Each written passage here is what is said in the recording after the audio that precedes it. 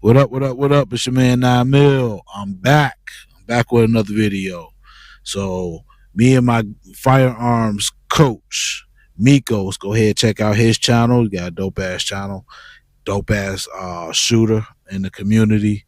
But we were chopping it up, talking about the different type of firearms owners, gun owners there are in the firearms community. He narrowed it down to 5. And after having this conversation, I couldn't disagree with these 5. I do see some crossover, so you may fit in more than one category. However, these 5 different categories still pretty much dominate the firearms and gun shooting community. Which do you fall in? Do you fall in only one? Do you fall in multiple? Let's have that conversation down in the comments. Come along as I'm gonna fill you in on this conversational while I clean my Ruger RXM. Went to the range not too long ago and I need to clean it. So let's have a conversation while I clean the gun, baby. Stay tuned. Peace. Introducing the StopBox Pro gun safe, the ultimate solution for safety. With cutting-edge technology, this safe keeps your firearms secure yet accessible. Built to last with an advanced locking mechanism, trust that your loved ones are protected. Use link in the description for 10% off and buy one StopBox Pro, get one free. Double the safety for your peace of mind. Visit our website today. Link is in the description. All right, these are going to be in no particular order, fam. So, one of the categories that people fall into in the firearms community is the tactical / self-defense oriented shooters. So you got the self-defense and the tactical mindset in the community. They can be kind of lumped in together. I do not disagree with that, although some people are more tactical or less tactical than others. However, if you own firearms and you train and you put shots down range and you're working on your craft in hopes to better your skill set to be able to defend yourself and or your family, you fall into this category.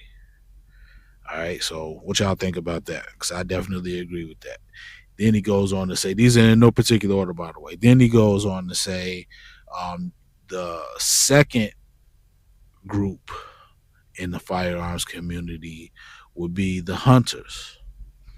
Hunters, I mean, for the most part, they're into hunting, whether it's with a firearm or a bow, a knife, or whatever. They fall into the firearms community because obviously they hunt with firearms, rifles for the most part, and that's pretty much where their focus is.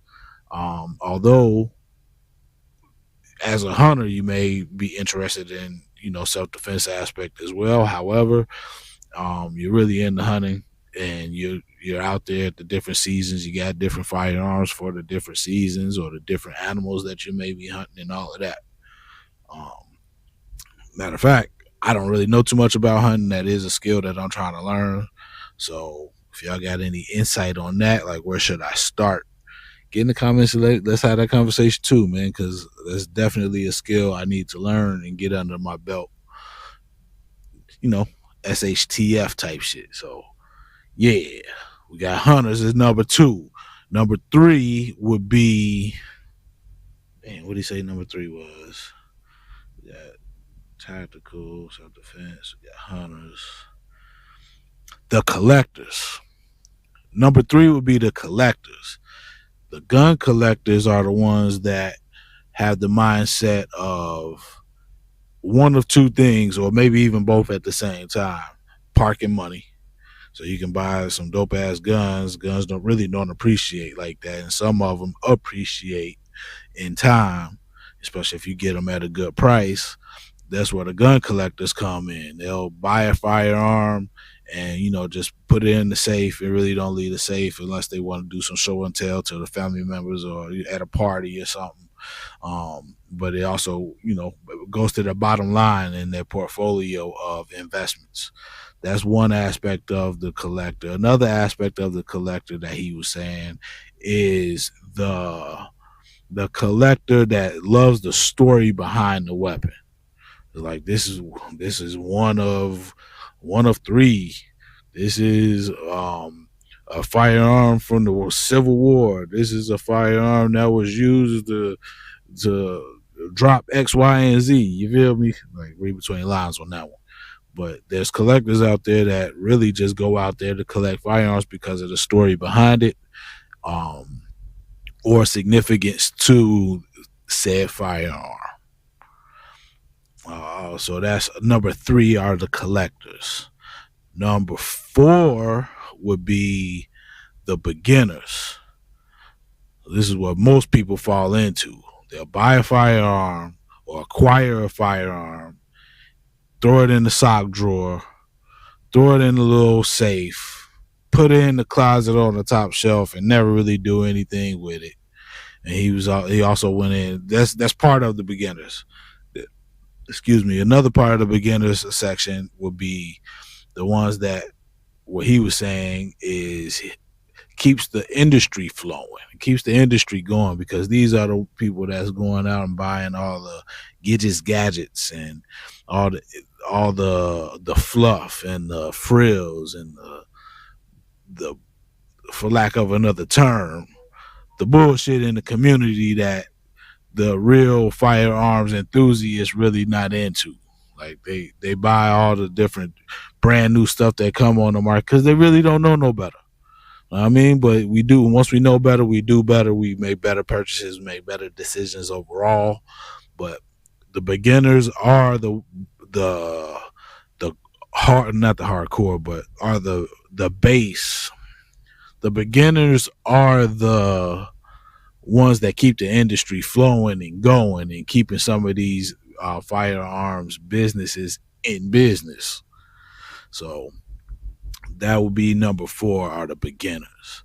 I will lump into the beginners the the the people that I will lump into the beginners, the people that buy guns and don't do no training. They just got a gun because it makes them feel big and bad. They're going out doing dumb shit that we see in the news every day, hitting innocents, people, animals, vehicles, houses. They're just causing all kind of harm and damage because they're not going out and training. If you're going out and training, like of course you're gonna start off as a beginner, but then you quickly graduate from beginner into the self-defense or defensive firearms tactical category. But the ones that ain't training, like you just a beginner mindset, that's just a generic term that we gonna put on people that really got these firearms and not training with them. All right, so that's number four. Number five would be, so we got the defensive, beginner, hunters, collectors. And the five, like I said, these are no particular order. The fifth category in the firearms community would be the sport shooters. A lot of these people, I'm saying a lot because not all, it's like not no strong lines with this. Like I said earlier, there's some crossover with some of these categories. But for the most part, the sport shooters are really into the sport of shooting.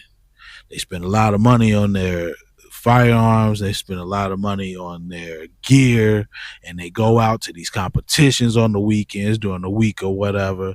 And they throw their gun in the case and throw the case in the bag, and they travel to and from with this dope ass gun that's like not practical at all and super heavy, super big. You can't conceal it. You're not gonna use it as a defensive tool.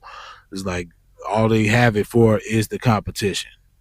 They go to the competition, they go home and rinse and repeat. They're really not into the self-defense. Some are into the self-defense aspect of it, but they're super sportier type of shooters. Like they're not really carrying like that. They ain't really putting in no real work on the defensive aspect. They don't even have guns that they carry with them that are good for a self-defense scenario. So, yeah, I'm going to say it again. There's now no strong lines with none of these categories. There's definitely going to be some crossover, but for the most part, our community is situated in a way where you're going to fit more so in one category than the other. So get in the comments what y'all think about that. I agree with some of that he was saying. Granted, these are not his exact words. I put my little spin on it as I was remembering it.